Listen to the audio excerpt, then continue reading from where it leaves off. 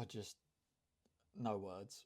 So if you couldn't tell, I've just watched episode 8 for Daredevil Born Again. The title was Isle of Joy, I believe.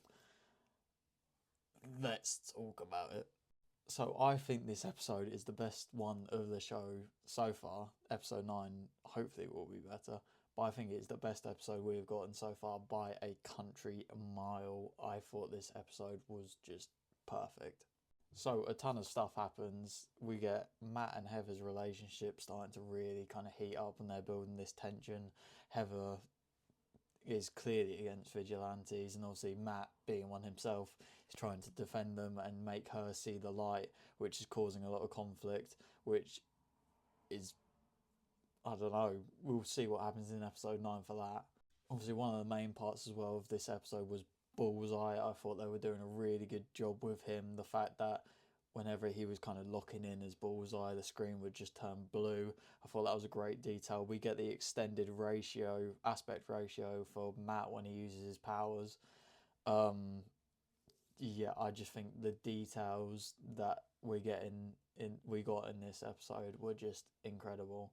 And obviously, the biggest thing in this episode is the ending. I think a bit like how I felt in pretty much all the episodes, but just Matt Daredevil is one of the coolest fucking characters of all time.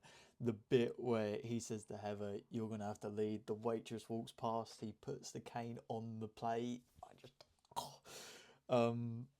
But yeah, he and the thing with Vanessa, what a twist! I didn't see that coming. I think that's great. It adds a whole level, another level to what happens with Foggy.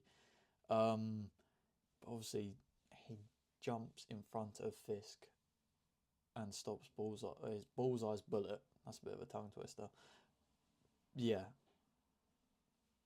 what an ending! Absolute cinema. Episode 9 is gonna be jam packed from start to end. We've still got what is I'm most anticipated for the rest of the show is the Punisher and him fighting the anti-vigilante police force in Matt's apartment.